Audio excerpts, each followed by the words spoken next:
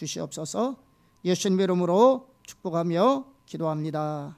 아멘. 하나님 말씀 보겠습니다. 호세 형제는 호세아서를 다 암송하고 있는 건가?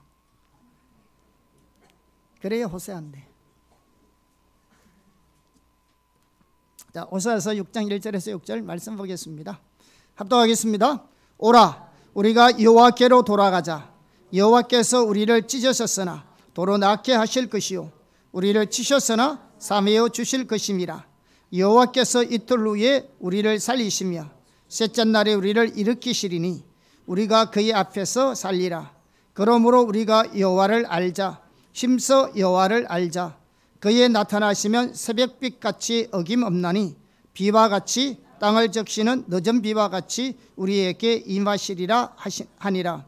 에브라임아, 내가 너게 어떻게 하랴? 유다야, 내가 너게 어떻게 하랴? 너의 인애가 아침 구름이나 쉬 없어지는 이슬 같도다. 그러므로 내가 선지자들로 그들을 치고 내 입의 말로 그들을 죽였노니 내 심판은 빛처럼 나오느니라.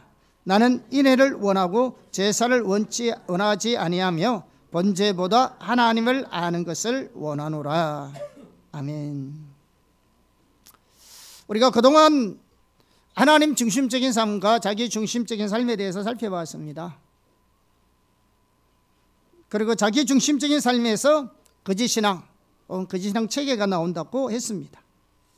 거짓신앙 체계는 신앙에 대한 왜곡된 이해를 말합니다. 그래서 우리가 지난번에 거짓신앙 체계의 실체에 대해서 살펴봤는데요, 거짓신앙 체계는 교리가 잘못된 것이 아니다.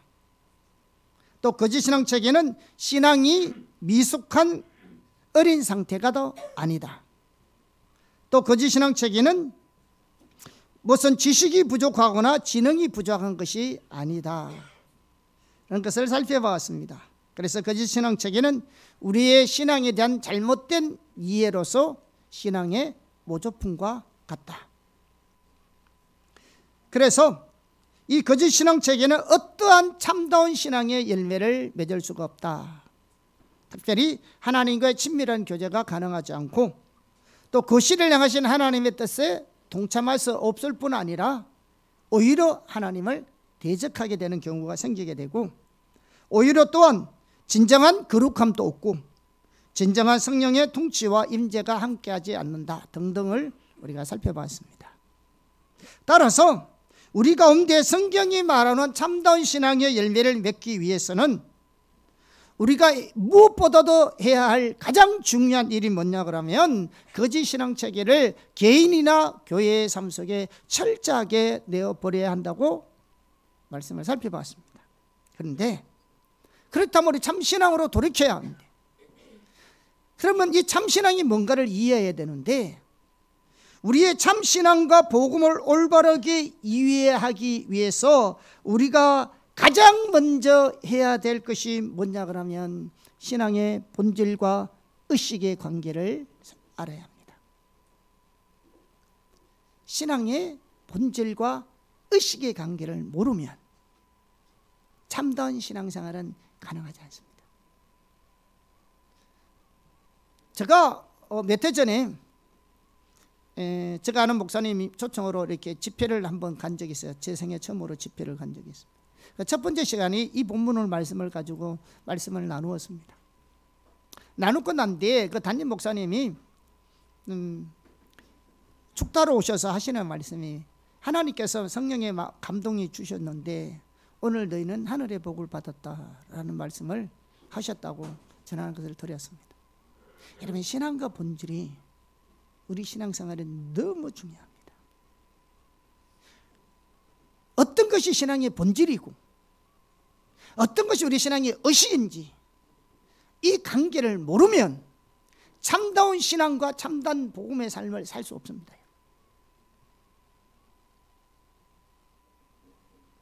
이 점에 대한 올바른 이해가 없다면 우리는 거짓 신앙에 빠질 수밖에 없습니다. 그래서 이 신앙의 본질과 의식의 관계를 가장 잘 말해주고 있는 성경 구절 중에 하나가 바로 오늘 본문의 말씀입니다. 호세아서는 구약에 나오는 말씀입니다. 그럼에도 불구하고 이 구절은 신구약을 통틀어서 어느 구절 못지않게 신앙의 본질에 대해서 가장 잘 말해주고 있는 구절입니다. 그래서 오늘은 우리 신앙의 본질과 의식에 대해서 살펴보도록 하겠습니다. 첫째, 우리 신앙의 본질은 하나님을 알고 사랑하는 하나님과의 친밀한 교제와 하나님의 행하심을 보고 온 삶으로 동참하는 것입니다. 다시 한번 말씀드립니다. 우리 신앙의 본질은 하나님을 알고 하나님을 사랑하는 하나님과의 친밀한 교제와 하나님의 행하심을 보고 온 삶으로 동참하는 삶입니다. 우선 요한복음 17장 3절에 보면 영생은 하나님과 예수님을 아는 것이라 했습니다. 그리고 성경에서 가장 큰 계명은 신구약을 통틀어서 우리의 전존재로 하나님을 사랑하는 것이라고 성경은 말하고 있습니다. 오늘 본문에도 여전히 그 말씀을 하고 있습니다. 6절을 다시 볼까요? 자, 시작. 나는 인애를 원하고 제사를 원하지 아니하며 번제보다 하나님을 아는 것을 원하노라. 자, 이 구절은 신앙의 본질과 의식에 대한 관계를 잘 설명해 주고 있는데요, 특히 이 호세아 6장은요 거짓 신앙이 가득한 상태에서 그것에 대한 해답으로 주어진 말씀이 본문의 말씀입니다. 자, 이 구절에 하면 하나님께서 우리에게 원하시는 것이 두 가지가 있는데 무엇이라고요? 하나는 뭘 원한다고요? 하나는 인애를 원하고 또 하나는 뭘 원한다고요? 하나님을 아는 것을 원하노라. 인애는 히브리어로 헤세드라는 단어입니다. 영어로는 멋이라고 이렇게 번역되어 있습니다. 이 말은 자비, 긍휼 또는 사랑이라고 표현할 수 있습니다. 그런데 이 인애라는 말에는 두 가지 의미가 포함되어 있습니다.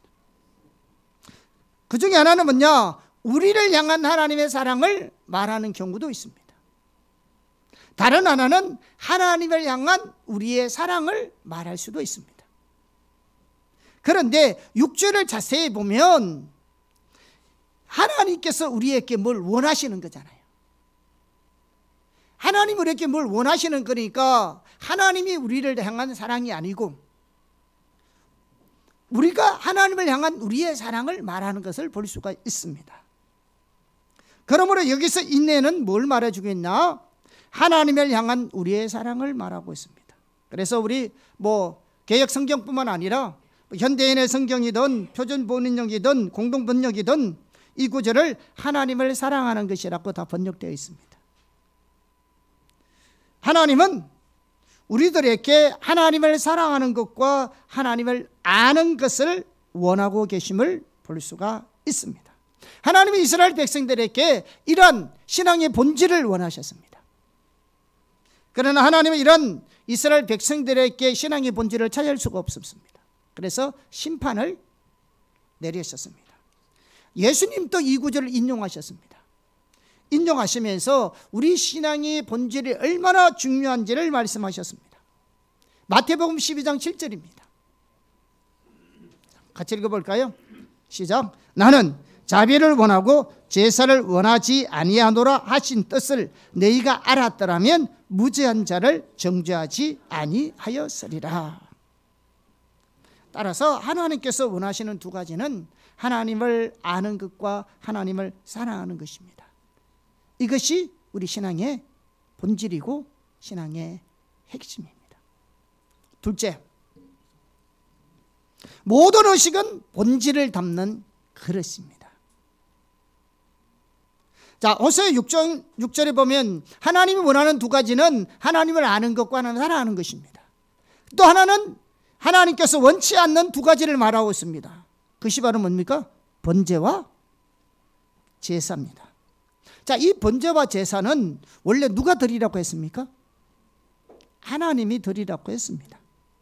레위기 1장에 보면 심지어 하나님은 그것을 기뻐하신다고 말씀하고 있습니다.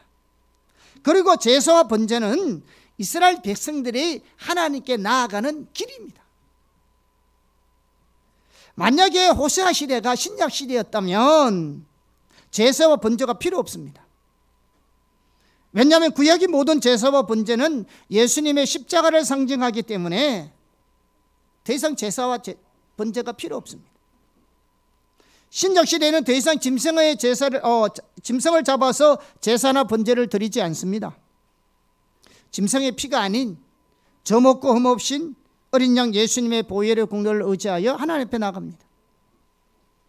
그런데 호세아 시대는 구약 시대입니다. 그렇기 때문에 다시 말하면 번제와 제사를 통해서 하나님께 나아가야 합니다.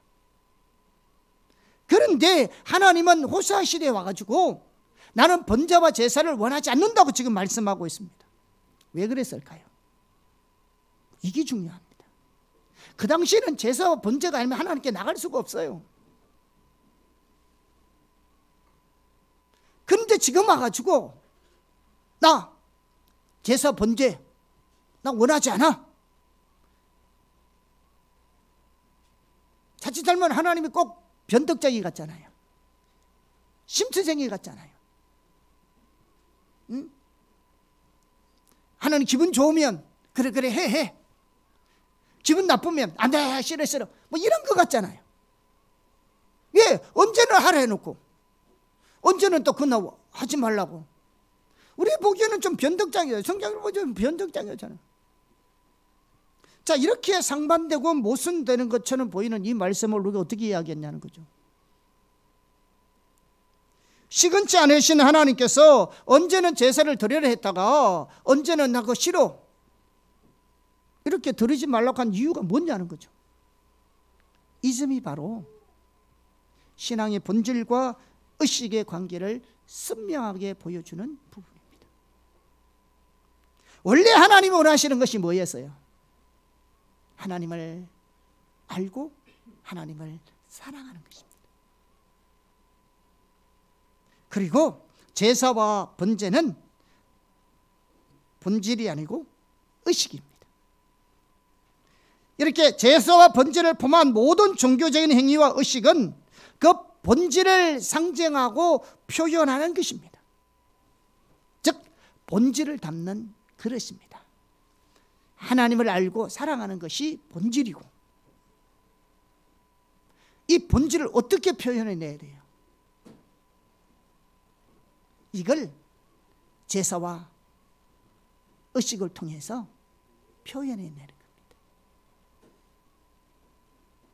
마치 물과 컵이 있다면 물이 핵심이잖아요. 지금 목이 마른데 컵이 필요한 것이 아니잖아요. 물이 필요한 겁니다. 그런데 이게 물을 팔려면 뭐가 있어야 됩니까? 컵이 필요한 겁니다.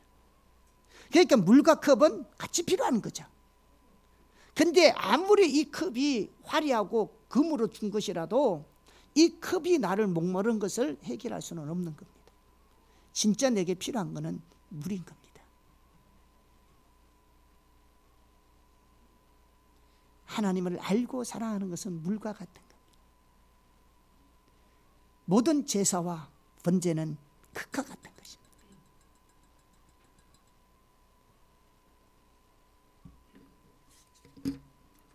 따라서 하나님께서는 이스라엘 백성들이 제사와 번제를 통해 하나님을 알고 하나님을 사랑하기를 원했던 겁니다.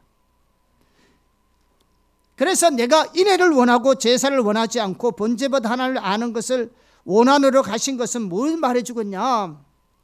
본질이 없는 의식은 아무런 의미가 없다는 말입니다.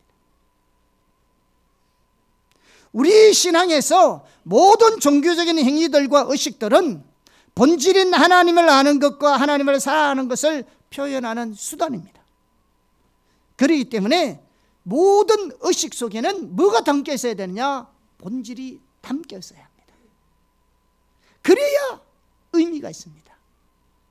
만약 의식 속에 본질이 담겨 있지 않으면 아무리 화려한 의식이 있고 아무리 많은 희생이 있다 할지라도 하나님 앞에서는 아무런 의미가 없습니다. 자, 예를 들면 예배는 의식일까요? 본질일까요?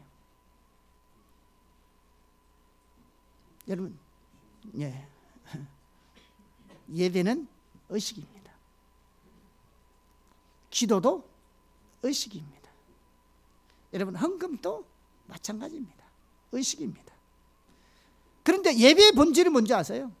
의식으로서 예배의 본질, 하나님 알고 가는 사랑하는 겁니다. 여러분 오늘 이 예배의 의식을 통해서 참된 예배를 드리려면 여러분들 하나님 알기를 구하여 나와야 합니다. 오늘도 주님을 만나기 위해서 나오셔야 합니다. 그분이 누구신지, 그분의 뜻과 목적 의중이 어디 있는지, 그분의 길이 무엇인지, 이 시대 주님의 뜻과 목적이 어디에 있는지 주님을 더 알기를 구하여 주님을 사랑하는 마음으로 예배해야 합니다. 예배는 묵도로 시작해서 축도로 끝나는 것이 예배가 아닙니다. 그건 의식입니다.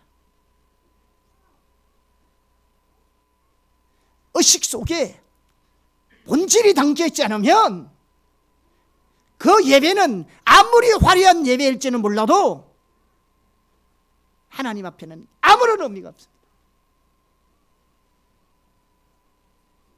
그게 예배가 아니에요. 얼마나 많은 사람이 모여서 오늘 대인이 첫 폭력을 하는데 난리 났네. 아무리 사람이 많이 해서 화려한 성가대에서 오케스트라를 통해서 하나님께 예배한다 할지라도 본질이 담겨있지 않으면 그에 대한 하나님을 알고자 하는 마음, 주님을 사랑하는 마음이 담겨있지 않으면 하나님 보기에는 아무 의미 없는 예배라고요.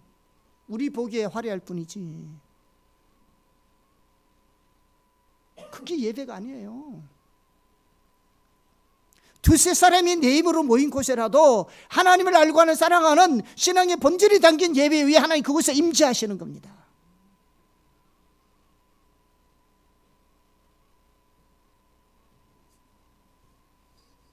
예배는 본질을 담는 의식입니다. 그래서 예배는 본질을 담을 때 의미가 있습니다.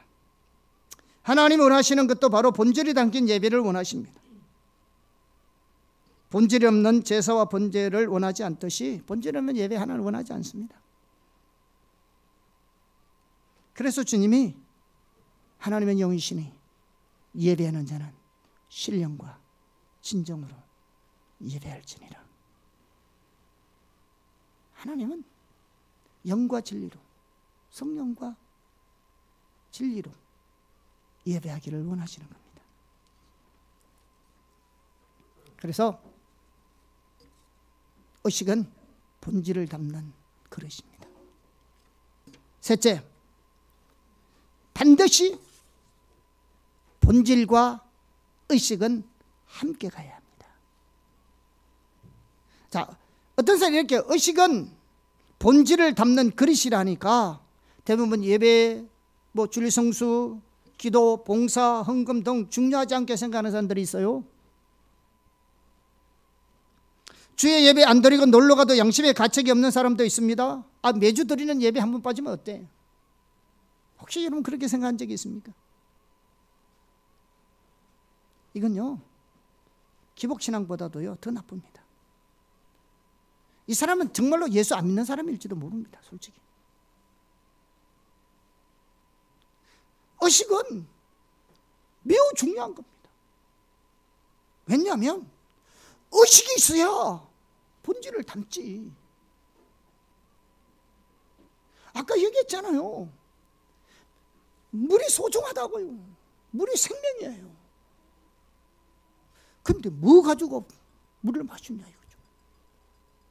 뭘 가지고. 그래서 하나님의 의식을 주신 겁니다. 본질을 담는 그릇으로 주신 겁니다. 근데 우리의 관심은 어딨냐? 이 본질적인 데 관심이 있는 게 아니라 이 의식, 얼마나 화려하게 예배할까?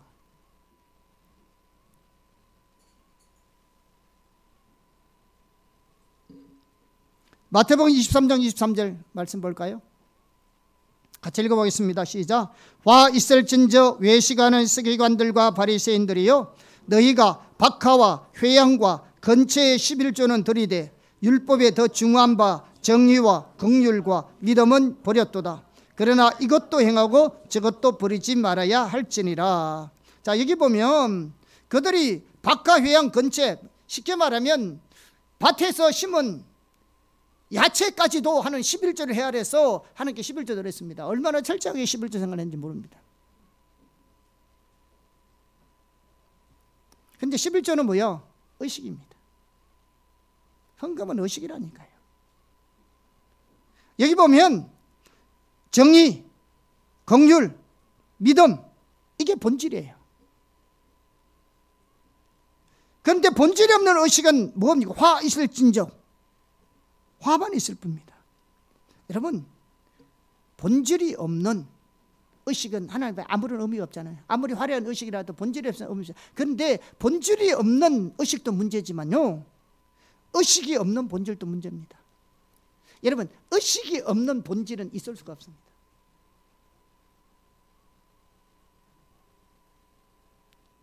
본질이 없는 의식도 의미가 없지만요, 나는 본질이 있어 하면서 의식 아무렇게 하는 사람, 이 사람은 의식 본질이 없는 사람이에요. 왜? 의식이 없는 본질이 없어요. 어디다가 어떻게 표현할 수 있는 건데? 그 신앙의 표현을 어떻게 할 건데? 여러분, 하나님께 예배도 안 드리는 사람 하나님 사랑한다고 할 수 있어요? 예? 사랑하니까 하나님께 예배하지. 맞잖아요. 본질이 없는 의식도 문제지만요, 그건 하나님께 정말로 의미 없지만, 그렇다 해가지고 나는 본질이 있는데 의식은 없어, 이건 아예 안 돼요. 반드시 본질과 의식은 함께 가는 겁니다. 특히 예수님이 뭐라고 말했습니까? 너희가 더 중요한 바 정의와 긍휼과 믿음은 버렸다. 그러나 이것도 행하고, 이거 뭐예요? 11조 의식. 그것도 하고 뭐도 버리지 말아라? 본질도 버리지 말아라. 그러면서 말아야 할지니라. 이 할지니라는 말이 뭐냐면, 원어적으로 보면 당연히 지속적으로 해야 한다는 말입니다. 이것도 하고 저것도 버리지 말아야 할지니라. 이 할지니라는 말은 당연하게 해야 되되 지속적으로 해야 된다. 11조 헌금은요, 우리가 당연히 해야 될 일입니다. 지속적으로 해야 됩니다. 그런데 문맥의 흐름상 예수님이 강조하는 것이 뭐냐? 의와 인과신을 더 강조하는 겁니다. 야, 너 그거 하되, 그것만 하면 껍데기야. 뭘 하는 거야? 본질을 담아서 해야 돼. 네가 이 삶을 안 살면서 그것만 하고 있으면 이거는 껍데기야. 그 말입니다.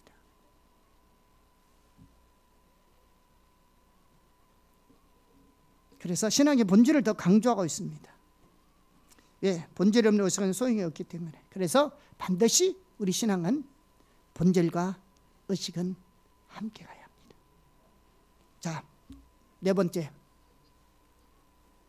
본질이 없어도 의식으로 가득할 수 있습니다. 문제는 본질이 없어도 의식으로 가득할 수 있다니까. 정말 이게 문제입니다. 이게 우리가 살펴보고 있지만 이스라엘 백성이든 예레미야 시대든 예수님의 시대든 오늘 우리 시대든 문제가 뭐냐? 본질이 없는데도 의식이 가득할 수 있다는 겁니다. 이게 심각한 겁니다.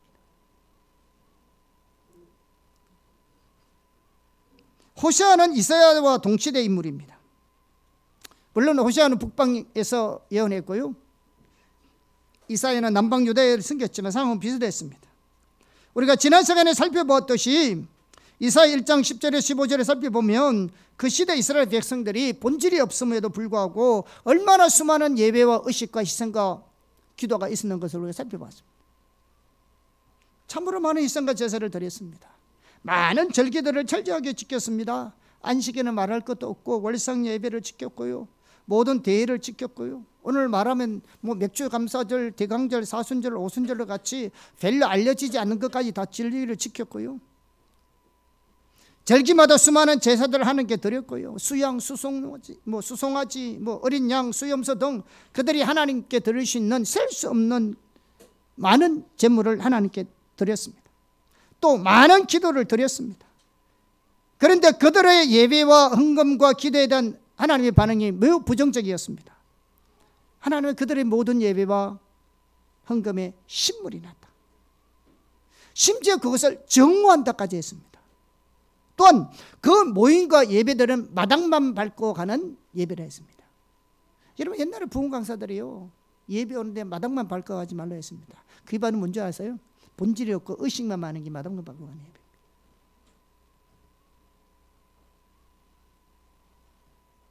헛된 예배에 불과되었습니다. 저는 이 말씀 이해가 갔어요? 이렇게 성대한 예배와 헌신과 열심이 있는데 오늘날 우리를 비교해 보면 우리는 발벗고 따라갈래도 따라갈 수 없을 정도로 그들은 의식이 정말로 성대한 예배를 드리고 있는데 하나님이 그렇게 말하고 있는 겁니다. 그 이유가 뭡니까? 그들의 의식 속에는 신앙의 본질인 하나님을 알고 하나님을 사랑하는 것이 담겨져 있지 않다고 말하고 있는 겁니다. 예배는 화려한데 성대한 예배를 드리는데 하나님께 엄청난 양의 제물을 하나님께 올려드리는데 그 속에는 뭐가 없더라. 하나님을 알고자 하는 것도 없고 하나님을 사랑하는 마음도 없이 의식만 성대하게 하고 있다는 겁니다. 오늘로 표현하면 하나님을 찾는 마음은 하나도 없고 주님을 만나려는 마음은 하나도 없고 하나님에 대한 기대감은 하나도 없고 그저 묵도하고 순서 따라 예배 잘 드리고 축도로 끝나버리는 예배의식에만 집중돼서 화려한 성가대를 통해서 옥회사들을 통해서 수많은 예물을 드린다 할지라도 하나님 보기에는 헛된 예배에 불과한 겁니다. 거기에 하나님이 임재하지 않습니다. 임재하지 않습니다. 가보십시오. 순서는 할지 말해도 예배는 냉랭합니다.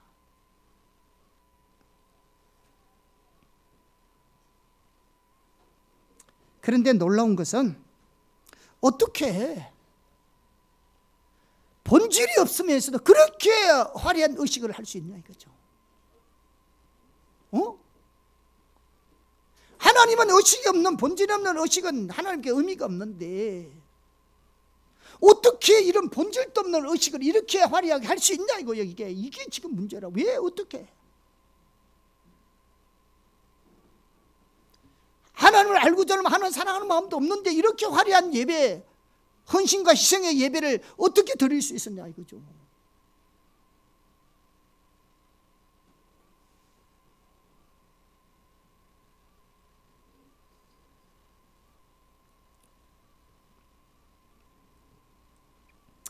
그들이 성경이 말한 것처럼 자신들이 하나님을 사랑하지 않는다고 생각했을까요? 아니겠죠. 그래는 하식을 예배를 드리는데 누구보다도 하나님이 사랑하고 하나님께 온전한 예배 드리겠다고 생각했겠죠. 자, 이 질문에 대한 답변이 우리에게 매우 중요한 의미를 갖습니다. 당연하게 그들은 하나님을 사랑한다 했겠죠. 자신이 하나님을 사랑하지 않는 줄 생각하면서 그렇게 많은 희생을 드리고 그렇게 열심히 집회에 참여하고 금식하고 기도하고 그런 예배를 드렸겠습니까? 드렸겠냐니까요. 자기가 하나님 사랑하지도 않는데.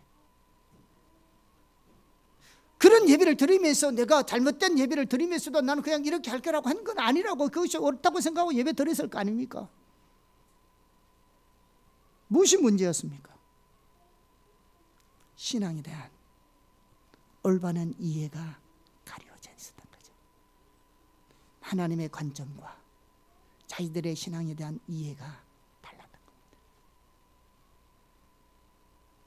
다시 말하면 그들은 의식 잘하는 것이 신앙생활 잘하는 것으로 알았어요.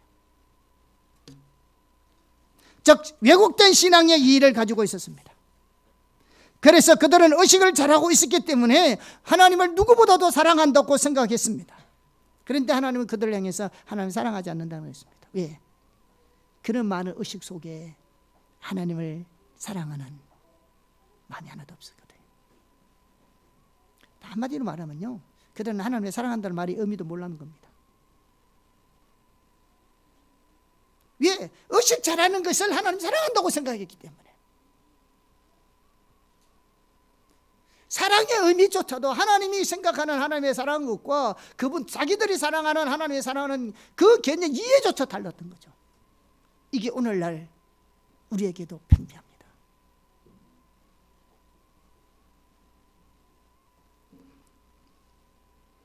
자, 오늘 물어볼까요? 오늘날 교회에 어떤 사람이 신앙 좋은 사람입니까? 교회에서 일꾼 세울 때 어떤 사람 뽑습니까? 생각해 보세요. 오늘날 성수질 잘하고 11조 잘하고 기도 많이 하고 봉사하고 등 의식 잘하는 사람들이 신앙 좋은 사람이라고 평가하잖아요. 맞아요, 안 맞아요? 그리고 그들 일꾼 세우잖아요. 아니, 이분들의 신앙생활 잘하는 사람일 수도 있어요. 근데 이것만 봐가 몰라요. 왜? 의심만 봐가 모르잖아요. 그 속에 본질이 있어야 되잖아요. 근데 우리는 의심만 가지고 평가해버리는 거죠. 아까 봤잖아요. 하나님께는 본질이 없는 의식은 하나님 앞에는 아무런 의미가 없는데 우리는 이 본질에서는 관심도 없어요. 그 사람이 영적으로 병들어 있고 하나님 떠나 있고 하나님 배반하고 있고 자기 중심적으로 살고 자기 마음대로 살고 자기 자원으로 자기 목적에 의해서 자기 길을 따라 마음껏 살아가고 있으면서도 이런 의식 잘하고 있으니까 신앙생활 잘하는 줄 알고 교회 일꾼 다 세운다고요. 그래서 이렇게 되는 게 교회가 어떻게 되겠어요? 그를 통해서 하나님 무슨 일을 하겠어요?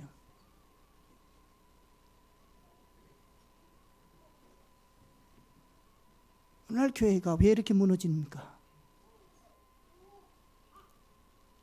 왜 이렇게 한때 우리 한국 교회가 부흥된 이 시절 속에 왜 오늘날 우리 교회가 이렇게 무너져 내렸냐고요? 무엇부터 잘못됐냐고요? 이게 가장 기본적인 이 본질과 의식의 개념부터 가려져 있으니까 나름대로 주를 성수하고 11조하고 봉사하고 있으니 자기도 신앙생활 잘하고 있다고 생각하고 남도 신앙생활 잘하고 있는데 하나님의 관점에 볼 때는 천리 멀리 하나님을 떠나 있는데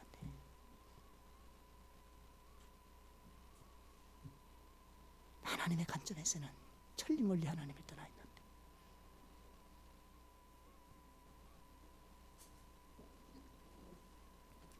왜 우리가 이렇게 신앙생활을 평가하는 줄 아세요? 오늘 교회가 호세아 시대의 이스라엘 백성들이나 예수님 시대의 유대인들과 똑같은 신앙이란 이해를 가지고 있기 때문에 그렇습니다. 그리고 그 결과 오늘날 우리의 신앙은 호세아 시대의 이스라엘 백성들처럼 심각한 위기 속에 있는 겁니다. 왜 한국교회가 위기가 왔느냐? 왜 한국교회가 위기다 했냐? 뭐부터 잘못됐냐? 여기부터 본질적인 문제가 잘못되어 있는 겁니다. 신앙의 가장 기본적인 본질에서 눈이 가려져 있는 겁니다. 지금.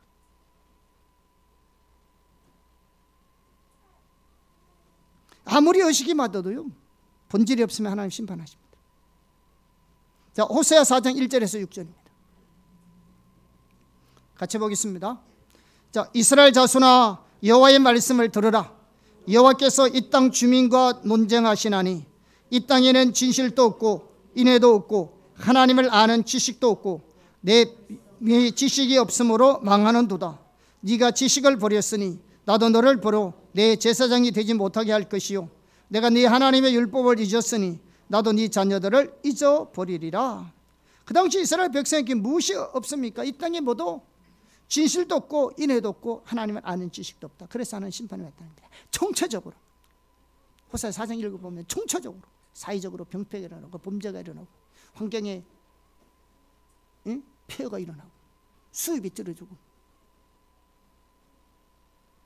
가정이 무너지고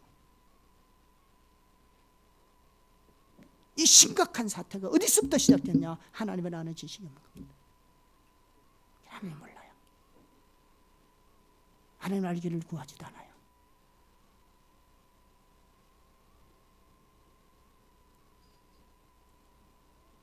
그리고 신앙의 본질에 있다는 것이 하나님 떠난 겁니다. 잘 들으세요. 신앙의 본질에서 떠난 것이 하나님을 떠난 겁니다. 자, 이사 1장 4절에서 하나님은 이스라엘 백성들이 그렇게 많은 예배와 희생과 기도를 드렸던 그 당시에 이스라엘 백성들이 하나님을 버렸다고 말씀하셨습니다. 그렇게 많은 의식을 하나님께 드렸던 그 당시 이스라엘 백성들은 자신들이 하나님을 버렸다는 사실을 꿈에서조차 상상하지 못했을 겁니다. 왜? 그렇게 성대한 예배를 하나님께 드리고 있었으니까요. 그래서 그 시대에 이사야를 참된 선지자로 받아들이지 않았어요. 그래서 통돔에 집어넣어도 토벌이켜 죽여버렸잖아요.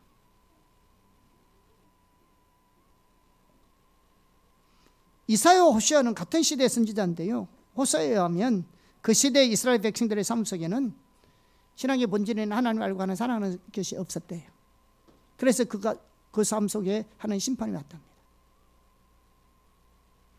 아무리 의식이 많다 할지라도요, 신앙의 본질에서 떠나면 하나님은 하나님을 떠난 겁니다. 명심하십시오. 아무리 우리가 의식이 화려한다 할지라도 신앙의 본질에서 떠나면 하나님의 관점에서는 하나님 떠난 겁니다.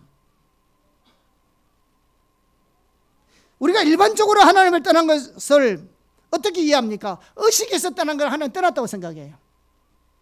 그래서 우리 교회 이상 교회 출석하지도 않고 대상 기도하지도 않고 헌금도 드리지 않는 사람들을 우리가 하나님 떠났다고 생각합니다. 그러나 하나님의 관점에서 하나님을 떠난 것은 훨씬 그 이전에 시작합니다. 하나님 관점에서는요, 아무리 의식이 화려하다 할지라도요, 하나님의 백성이 신앙의 본질에서 떠난 그것이 하나님 떠난 것이라고 생각합니다. 만약에 의식조차 하지 않으면 그거는 하나님을 떠난 열매고 결과입니다. 그것이 떠난 것이 아니고요, 이미 그가 하나님을 떠났기 때문에 나타나는 현상이지, 그게 하나님 떠난 게 아닙니다. 그래서 하나님 떠난 것은 그 이전부터 시작된 겁니다.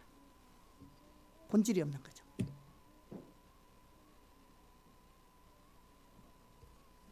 다섯째, 신앙이 타락하면 의식을 남용합니다. 이렇게 신앙이 왜곡되고 타락하면요, 이렇게 본질로 돌이키려고 하는 게 아니고요, 우리 신앙이 타락하면 나타난 것이면 의식을 남용하게 됩니다. 대표적인 예가 엘리 제사장 시대입니다. 엘리 제사장 시대 이스라엘 백성들은요, 영적으로 심각한 상태에 있었습니다. 심지어 제사장들조차도 하나님을 몰랐고요, 하나님 전에서 말할 수 없는 죄악들이 행해졌고요, 백성들 중에서는 의식이 본질로 대체해버린 거짓 신앙체가 만연해 있었을 때였습니다. 그들이 하나님을 떠났었기 때문에요, 그들을 하나님 함께 하지 않았습니다.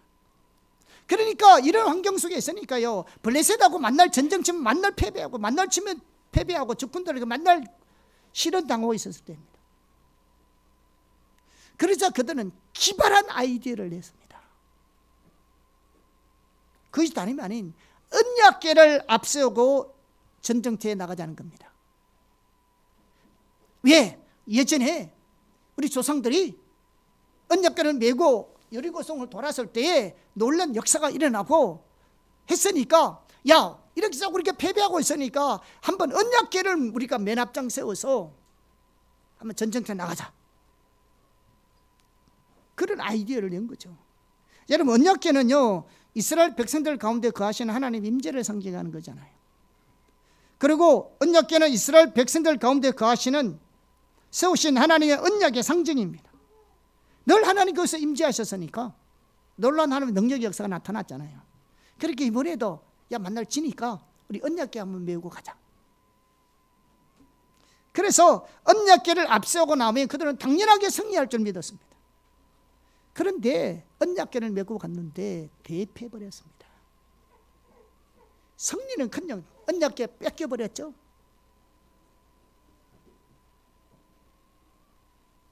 엘리 두 제사장의 아들들이 현장에서 적사했죠.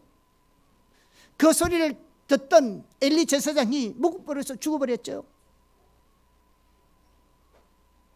이것이 바로요, 왜곡된 신앙의 모습입니다. 의식을 남용한 죄입니다. 여러분, 언약궤 하나님 임재의 상징 맞아요.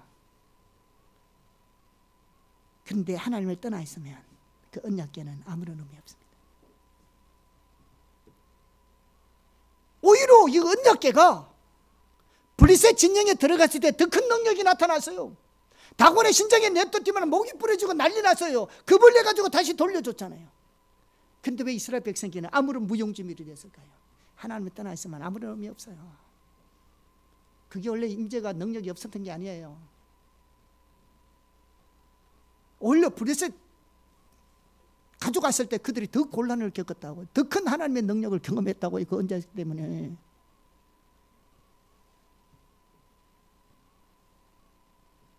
아무리 하나님 우리에게 많은 약속을 주어주고 언약이 주어지고 축복이 주었다 할지라도 신앙의 본질을 떠나면 하나님 떠난 것이기 때문에 거기는 하나님 어떤 생명도 없어요. 도리 하나님 심판과 억압만 있을 뿐이지.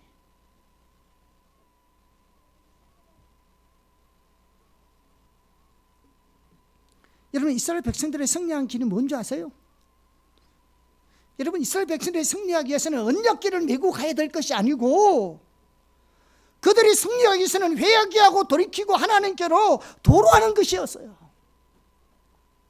겸손하게 하나님의 도움을 구하는 것이었습니다. 만약 그렇게 했더라면 하나님 그들을 용서하셨고요, 그들을 도와주실 겁니다. 우리가 몇 번 더 금식하고 기도하고 뭐 이렇게 대회하고 여러 사람이 어디 뭐 여의도 광장에서 모여서 수십만 명이 모여서 연합하고 기도한다고 하나님이 역사하고 이 시대를 변화시키는 것이 아니고 근본적으로 우리가 본질로 돌아가야 된다고요. 하나님께로 돌아가야 한다고요. 그렇게 돌이키고 난 뒤에 모여서 기도해야 역사가 일어나지. 우리의 삶은 철저하게 하나님을 떠나 자기 중심적으로 살고 있는데, 자기 속에는 옳은 대로 살고 있는데, 모여서 금식하고 기도한다고 응답한다. 금식과 기도가 다 의식인데 본질에서 떠나 있는데 이게 몇 가지 행사한다고 되겠냐고요, 여러분. 안 돼요. 옛날에는 모여서 됐어요. 그렇잖아요. 엑스포 뭐 이거 하고 옛날에는 모여서 됐다는데 왜 지금은 안 되는지 아세요? 지금 우리가 떠나 있어요. 그때는 하나님 임재가 함께 했다고요. 그게 모였으니까 됐다고요. 거기서 은혜 받던 세대들이 오늘날 목회자가 되고 선교사가 되고 교회 리더들이 많이 되었다고요. 그런데 지금 모이면 되나? 안 되죠. 왜? 우리가 하나님 떠나 있는데. 근본적으로 하나님께로 돌이켜야 합니다. 여러분이 이 한국교회를 새롭게 하고 이 나라와 열방 가운데 하나님의 나라의 사람으로 세워주기 위해서는 여러분이 근본적으로 하나님 중심적인 삶으로 돌이켜야 한다고요. 그리고 그 가운데 세워주셔야 한다고요. 여러분이 이 호산에게 온 목적이 그냥 부르시는 게 아닙니다. 이런 신앙의 본질과 무너진 이 신앙의 기초들을 바르게 세우고 깨닫고 무장하여 하나님의 가기를 원한 겁니다. 제가 확신한 건데, 최소한 호산의 교회 여러분이 함께 와서 신앙생활하는 사람들은 한동대학에 공부만 하고 보는 건 절대로 아닐 겁니다. 당연히 학생이니까 공부 열심히 해야 되는 건 당연한 겁니다. 그런데 그것만 하고 보는 건 절대로 아닐 겁니다. 이 시대에 무너졌 신앙의 기초를 다시 쌓고 올바른 성적인 가치관을 가지고 하나님 중심적인 삶에 세워져서 그 하나님과 동행하는 삶을 살아감으로 하나님이 여러분을 통해서 이 시대에 하나님의 한국교회를 세우고 이 나라의 민족에 구석구석 무너져 있던 이런 성경적 가치관들이 무너졌던 이 사회와 문화를 여러분을 통해서 세우기를 원하시는 하나님의 계획이 있음을 저는 확신합니다.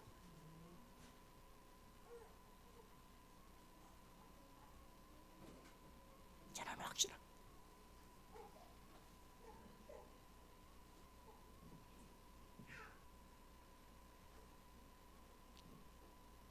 믿으세요.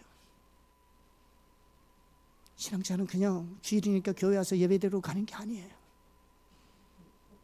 그게 신앙생활 아니라고요. 여러분조차 신앙에 대한 이런 왜곡된 이해를 가지고 살아가면 어느 세월 여러분이 자라 한국교회 일꾼이 되고 중직이 되고 책임져 가고 이 나라의 민족 구석구석에 사회에 영향을 미치고 가야 될 텐데 지금 여러분들이 바르게 세우지 않으면 한국교회가 어떻게 되겠냐고요. 이 사회와 문화가 어떻게 되겠냐고.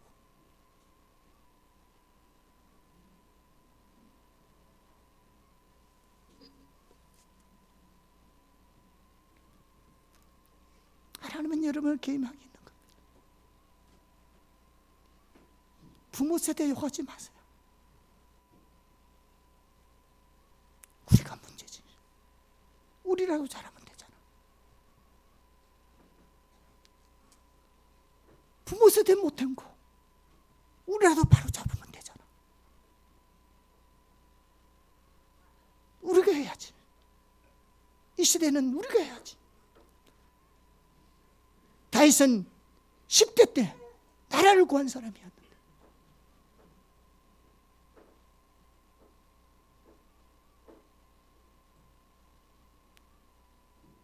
우리가 묵기 살기 바꾸다고 세상 사람과 똑같은 가치관을 가지고 살아간다면 앞으로 한국교회는 어떻게 되며 이 사회 곳곳에 하나님 나라는 어떻게 될 거냐고요.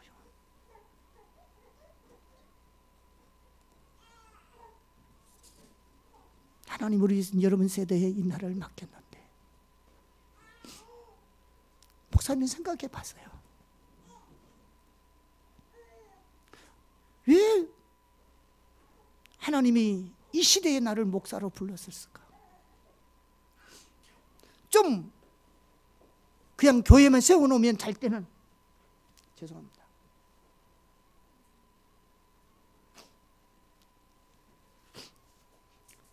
교회만 세워놓으면 잘 때는 그런 세대에 태어났더라면 좀 더 수월하게 목회할 수 있었을 텐데 가장 어려운 세대에 이구동성 오늘 목회는 안 된다는 이 시대에서 나 목사가 되었을까?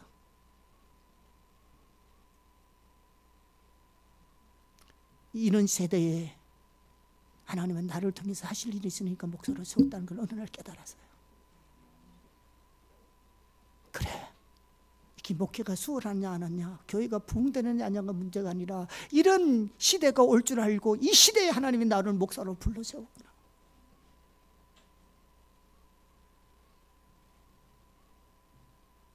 저는 왜 이 세대에 태어났을까요? 왜 여러분이 이런 환경 속에 태어났을까요? 이런 시대에 내가 필요한 거예요. 하나님이 이 시대가 암울하고 희망이 없고 어려운 환경이라 할지라도 하나님이 이 시대에 나를 통해 하나님의 어떤 일을 하기를 원하시고 그분의 영광을 드러내실 일이 있기 때문에 이 시대에 우리를 주님 쪽 예수와 믿게 부르시고 하나님 나라의 일로 부르셨다고요. 큰일 났네. 아멘. 여러분, 그래서 우리가 세우자야 합니다. 그냥 교회만 왔다 갔다 하지 마세요.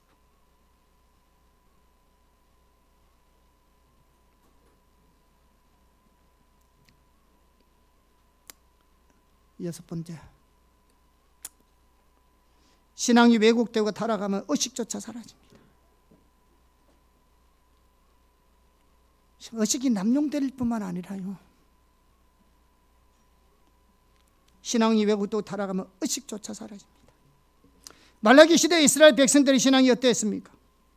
그들은 의식조차 없습니다. 그러니까 이스라엘 시대와 정반대였습니다. 이스라엘 시대는 의식은 화려한데 본질이 없어서 하나님이 버렸고요. 말라기 시대는 이제는 말라기 시대부터 400년 동안에 이제 영적 암흑기잖아요. 그 시대 딱 되니까요, 의식조차 사라져버린 겁니다. 본질이 없는 의식도 문제지만 의식조차 없어지니까 영적은 완전히 망해. 한번 보겠습니다. 말라기 1장 6절에 10절 같이 읽어볼까요? 시작. 내 이름을 멸시하는 제사장들아, 나 만군의 여호와가 너희에게 이르기를 아들은 그 아버지를, 종은 그 주인을 공경하나니 내가 아버지일진대 나를 공경함이 어디 있느냐? 내가 주인일진대 나를 두려움이 어디 있느냐 하나 너희는 이르기를 우리가 어떻게 주의 이름을 멸시하였는가 하는도다. 너희가 더러운 떡을 나의 제단에 드리고도 말하기를 우리가 어떻게 주를 더럽게 하였나이까 하는도다. 이는 너희가 여호와의 식단은 경멸히 여길 것이라 말하기 때문이라. 만군의 여호와가 이르노라. 너희가 눈물 이상을 바치는 것이 어찌 악하지 아니하며 저는 것 병든 것 드리는 것이 어찌 악하지 아니하냐. 이제 그것을 너희 총독에게 드려보라. 그가 너를 기뻐하겠으며 너를 받아주겠느냐. 만군의 여호와가 이르노라. 너희는 나 하나님께 은혜를 구하면서 우리를 불쌍히 여기소서 하여 보라. 너희가 이같이 행하였으니 내가 너희 중 하나인들 받겠느냐. 만군의 여호와가 이르노라. 너희가 내 제단 위에 헛되이 불사르지 못하게 하기 위하여 너희 중에 성전문을 닫을 자가 있었으면 좋겠도다. 내가 너희를 기뻐하지 아니하며 너희가 손으로 드리는 것을 받지도 아니하리라. 자, 여러분, 이사야 시대는 성경의 규정대로 줬다고요. 그런데도 하나님 본질이 없으니까 너희 나를 멸시하였다, 나를 버렸다 이렇게 말씀하셨잖아요. 근데 지금 말라기 시대는요, 성경 규정에 좋은 거 들은 게 아니라 뭐 병들고 저는 거 이거 못 쓰는 거 하는 게 들은 겁니다. 총독에게는요 좋은 거 들었어요. 신앙이 타락하면요 의식주저 안 합니다. 예배에 대한 관심 없고요, 기도하지 않고요, 하나님께 11조 항상 안 합니다. 항상 안 한다니까요. 뭐냐? 마지막 때가 되면요, 지금 한국 교회 어느 정도 가는지 아세요? 이사야 시대와 말라기 시대 거의 중간쯤 와 있습니다.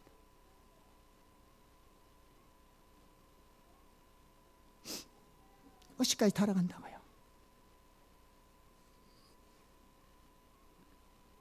본질에는 의식도 심각한 문제인데 의식까지 타락하면 끝장까지 가는 거죠. 의식까지 타락하면 이건 끝까지 간 겁니다. 자, 마지막 7번째, 하나님께로 돌아가야 합니다. 오늘 본문의 말씀에 보면 우리가 여호와께로 돌아가자라고 말하고 있습니다. 우리가 여호와께 돌아가자는 말은 신앙의 본질로 돌아가자는 말입니다. 즉 하나님을 알고 하나님을 사랑하라고 하는 말씀입니다. 자, 우리가 생략하고 많은 것을 넘어가고요. 자, 뭐 이사야 시대, 예레미야 시대나 의식이 많았지만 다 버렸잖아요. 자, 아까 우리 호세아 4장 6절 다시 한번 볼까요? 자, 신앙의 본질에서 떠난 것이 하나님 떠난 것입니다. 다시 한번 보겠습니다. 시작. 내 백성이 지식이 없음으로 망하는도다. 네가 지식을 버렸으니 나도 너를 버려 내 제사장이 되지 못하게 할 것이고 내가 내 하나님의 율법을 잊었으니 나도 네 자녀를 잊어버리라. 여기 보면 하나님 버린 것 대신 하나님을 아는 지식을 버렸다고 사용하고 있습니다. 신앙의 본질을 떠난 것이 하나님 떠난 겁니다. 이거 오늘날 마찬가지입니다. 우리가 아무리 주일 예배에 빠지지 않고요, 11조 첫째에 들고요, 새벽기도 한 번도 안 빠지고 교회 누구보다 열심히 봉사한다 할지라도 신앙의 본질에서 떠나면요 하나님 떠난 겁니다. 반면에 우리가 하나님을 존중히 여기는 것, 하나님과 함께하는 것, 하나님을 찾는 것, 하나님께 돌아가는 것, 이 모든 것 다 같은 의미인데요, 그건 신앙의 본질인 하나님을 알고 전적으로 사랑하는 삶을 의미합니다. 우리가 많은 성도들은 하나님께 돌아오는 것을 잘못 이해하고 있습니다. 만약 어떤 성도가 사업을 하는데 어려움이 빠져가지고 그래서 예배도 빠지지 않고 참여하고 11조도 어려운 가운데 잘 드리고 뭐 기도에도 열심히 참여하고 그래서 하나님께서 은혜를 베푸셔가지고 사업이 잘 돼요. 사업이 잘 돼, 안 될 때는 열심히 하는데 안 되다 보니까 잘 되면 어떻게 됩니까? 이제는 서서히 빠지기 시작합니다. 뭐 주일날 또 손님 접대하러 골프도 치러 가야 되고 만나야 셀 사람도 많고 그러니까 주일 성수도 빠져먹습니다. 기대에도 좀 빠져먹습니다. 자, 사업이 잘 되니까 액수도 클 거 아니요. 그러면 11조가 좀 더 많아질 거 아니요. 그렇게 부담이 되니까 11조도 점점 더 없어지는 거죠. 그러다가 갑자기 사업이 어려워지기 시작합니다. 그럼 우리가 그 사람 만나면 어떻게 하십니까? 야, 하나님께로 다시 돌아와. 그렇게 말하잖아요. 일반적으로. 너 다시 돌아와야 돼. 딱 예전처럼 열심히 예배 참석하고 열심히 기도해야 하고, 응? 예전에 안 들었던 11조도 드리고 열심히 봉사하고 충성하고 헌신, 좀 더 옛날처럼 그렇게 헌신하고 봉사해. 이렇게 말합니다. 물론 그거 중요합니다. 그렇게 해야죠. 여러분, 아까 얘기했지만 우리가 본질이 중요하다, 의식이 필요 없다는 게 아니잖아요. 여러분, 우리가 하나님 앞에 예배를 드리든 기도를 하든 우리가 헌신하고 봉사 충성하는 거 너무 소중한 겁니다. 여러분, 이거 없으면 여러분 정말 의식까지 버린 겁니다. 이 하나하나가 정말 소중하다고요. 그런데 성경에서 말하는 하나님께로 돌아오는 말은 그 말이 아닙니다. 아까 그랬잖아요. 신앙이 본질에서 떠난 것이 하나님 떠난 거라고요. 그래서 하나님께로 돌아와야 될 때는 신앙의 본질로 돌이키는 겁니다. 만약에 의식 잘하는 것을 하나님께로 돌아오는 것이라면, 여러분, 이사야 시대, 예레미야 시대 때, 예수님의 시대 때 이스라엘 백성들 돌아올 거 하나도 없어요. 왜? 누구보다도 의식은 잘했거든요. 근데 그것다 대놓고 하나님 돌아오라고 한다고, 우리 잘하고 있는데 뭐 어디 돌아갈 건데, 그렇게 말했을 거라고요. 그러니까 돌아가는 것은 의식 잘하라고 돌아가는 거 아닙니다. 먼저 본질로 돌아가야 합니다. 아멘. 신앙의 본질로 돌이킵니다. 자, 오늘 본문 호세아서 6장 1절 3절 6절에서 확실히 알 수 있습니다. 자, 6장 1절 같이 볼까요? 시작. 오라, 우리가 여호와께로 돌아가자. 여호와께서 우리를 찢으셨으나 도로 낫게 하실 것이요 우리를 치셨으나 사매어 주실 것입니다. 자, 하나님께로 돌아가자 그랬어요. 그럼 3절 6절 어디로 돌아가자는 말입니까? 3절 시작. 그러므로 우리가 여호와를 알자. 힘써 여호와를 알자. 그의 나타나시면 새벽빛같이 어김없나니 비와 같이 땅을 적시는 늦은 비와 같이 우리에게 임하시리라 아니라. 6절. 나는 인애를 원하고 제사를 원하지 아니하며 번제보다 하나님을 아는 것을 원하노라. 자, 보세요. 하나님으로 돌아오라는데 어디로 돌아오는 겁니까? 하나님을 알고 하나님 사랑하는 사람으로 돌아오기를. 본질을 돌이켜야 합니다. 무엇을 통해서? 의식을 통해서 본질을 담아내라는 겁니다. 이렇게 우리가 하나님께로 돌아오면, 이렇게 우리가 하나님을 알기를 추구하고 그분 사랑하기를 우리 원하는 마음으로 주님을 찾고 구하고 주님께 예배하고 그렇게 주님을 섬기고 헌신하면 아침에 해가 뜨는 걸 우리가 알잖아요. 그렇잖아요. 아침에 해가 뜨는 것이 뭐 한다고요? 어김이 없는 것처럼 하나님이 반드시 임하시겠다, 회복하시겠다는 겁니다. 우리와 함께 하시겠다는 겁니다. 하나님의 생명을 함께 하겠다는 겁니다. 여러분, 내일 아침 해 뜰 거 아시죠? 이렇게 우리가 하나님 본질로 돌이키면 아침에 해가 뜨는 걸 우리가 명확하게 알듯이 반드시 하나님 우리에게 임재하셔서 회복하시고 하나님의 생명을 함께 하시다는 겁니다. 이해하시겠죠? 가정이든 교회든 이 나라의 민족이든 우리가 하나님께로 돌이켜야 합니다. 철저하게 신앙의 본질로 돌이켜야 합니다. 이런 참다한 신앙생활을 하려면 본질과 의식의 관계가 뭔지를 정확하게 알아야 합니다. 오늘 여러분은 하나님의 복을 받은 사람입니다. 하늘의 복을 받은 사람. 여러분 반드시 기억하십시오. 이걸 모르면 참다한 신앙생활은 가능하지 않습니다. 우리 모두가 본질에 굳게 서기를 예수님을 축복합니다. 하나님 우리에게 더 주님을 알기를 구하여 다 주님을 뜨거운 마음으로 사랑하는 마음이 우리 속에 넘쳐서 정말 하나님 우리를 통해서 하나님 놀라운 일들을 이루시고 그분의 영광을 드러내고 우리를 통해서 이 땅이 회복되고 다시 한번 하나님의 부흥이 임하는 세대가 될 수 있도록 예수님으로 축복합니다. 아멘.